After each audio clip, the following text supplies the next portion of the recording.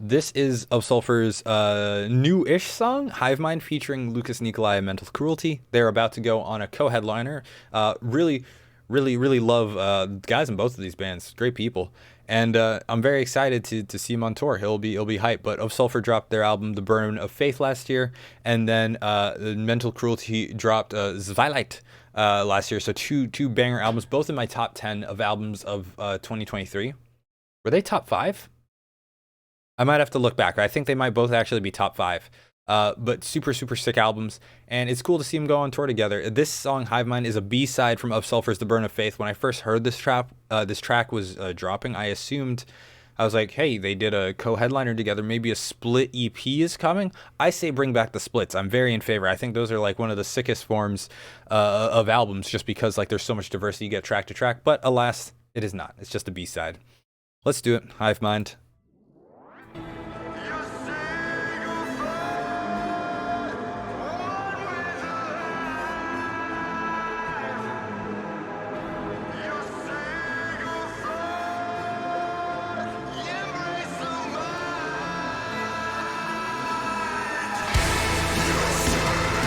Ooh. They got the dates up there.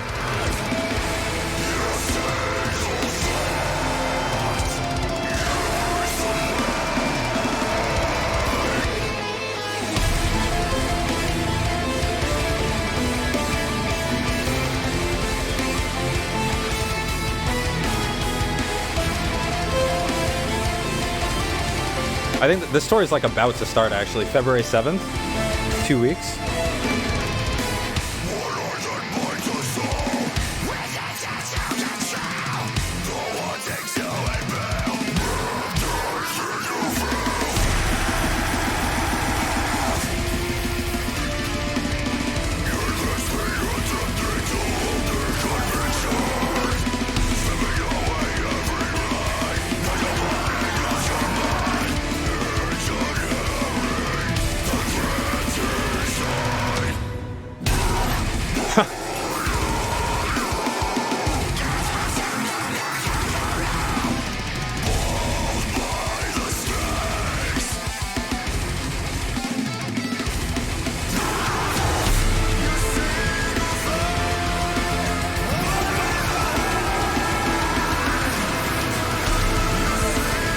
I can see why they held this from The Burn of Faith. It's like, it's a good song, but it doesn't quite fit into the vibe they established.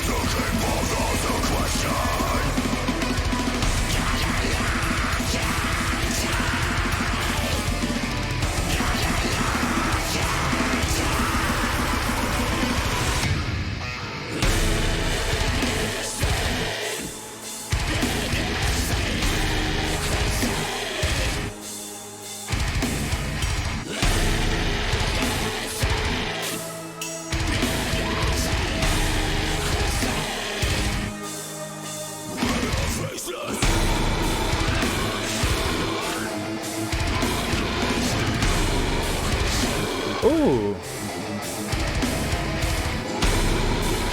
This song's interesting because it has more of that like sort of the more like folk influenced black metal sound to it too.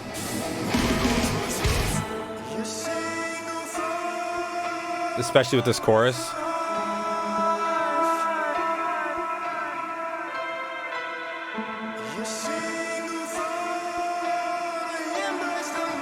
It's given the Ulver. The old Ulver.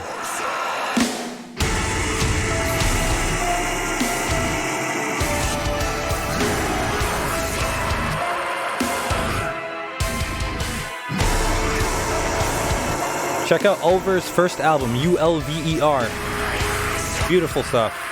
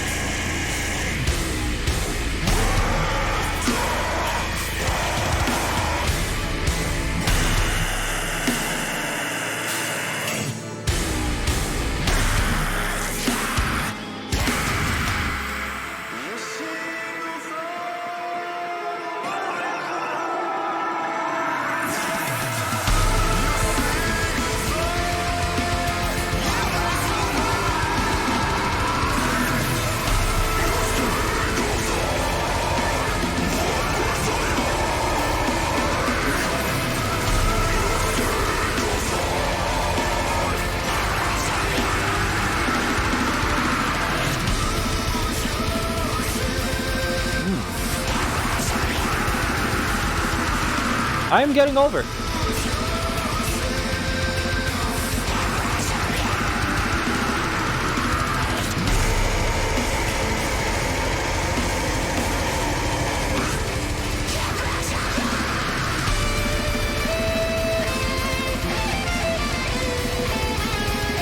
That's a folk influenced black metal solo, dude.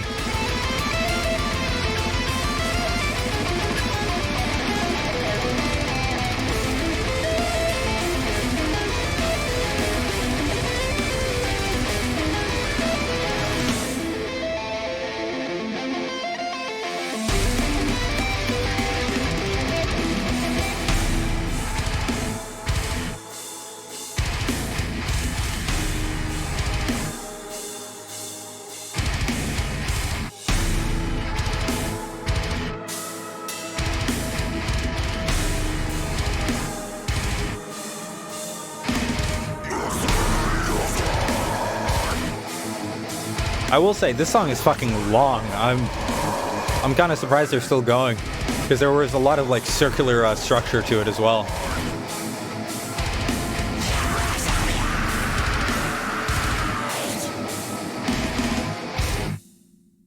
Yeah, no, it felt surprisingly long. Well, I mean, it's 6.5 minutes, but I feel like generally with longer songs, bands tend to have a more linear structure. Either way, this is something I've talked about a lot with Sulfur. Like, their sound is very they sort of stray from the path a little bit, just because a lot of the black and deathcore bands that are out there currently, their influence, like symphonic deathcore, black deathcore, their influence is Dimmu Borgir. And, you know, it makes sense. Like, it's very prominent influence, great band, fantastic band. But, like, you know, an effect a lot of people have is everyone's like, oh, it all sounds like Lorna Shore, it all sounds like Lorna Shore.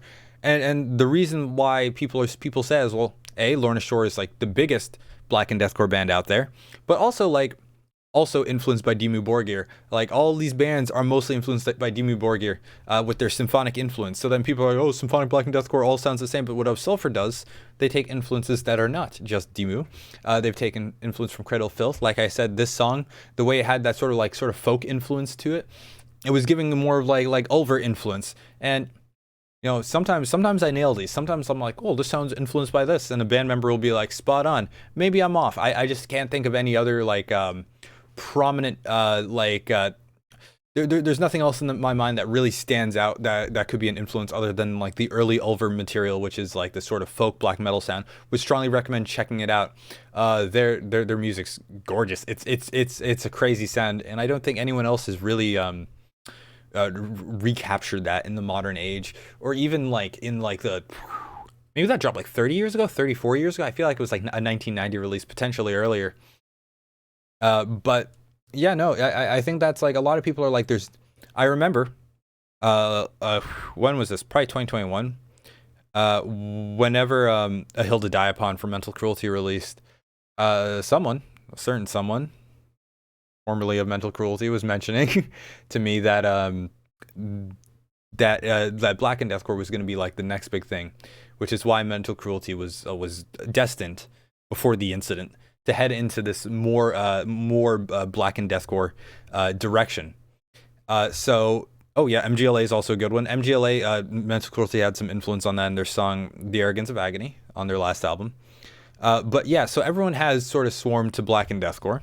But the issue that I think with like some of the haters, some of the critics of the black and deathcore sound are finding like, oh, it all sounds the same, and it is just because it you know, they all have the same influence currently.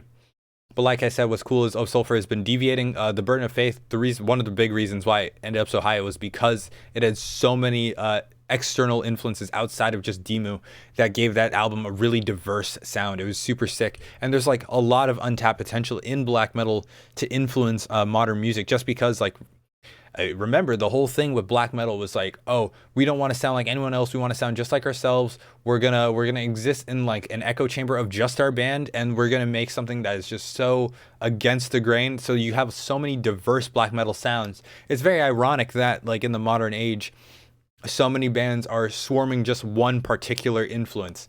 Given that it's like one of the most popular sounds, I mean, the other thing with black metal was everyone was like, well, we need to stay underground. We need to be heard by as few people as possible. So there is that. And lo and behold, when you're heard by little people, your influences aren't as apparent. But for the people who get really deep into black metal and start making music, those influences are very, very apparent. It's cool stuff. There's a lot of untapped potential still. I know some people are sick of black and deathcore and symphonic deathcore. I just think it's just because the influences so far have been just pulled from the same places generally.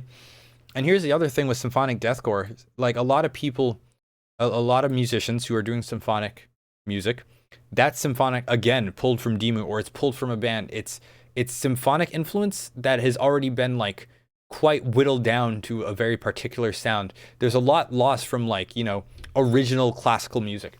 And what's really cool is like one of my favorite black metal bands of all time, Carrick Engren. They're keyboardist, they're composer, they're producer. I don't even know what to call him. I think he's a keyboardist. He's a pianist by training. I think his name is like Clemens, but he has influence from like Bach. Like he goes back, he goes to the roots and takes influence like that. So there's no like other influence going and tying into it. It's just at its purest form and then bringing it to the separate genre that he knows, right? Going all the way to the roots and then combining from the roots versus taking the more diluted forms of influences and combining them.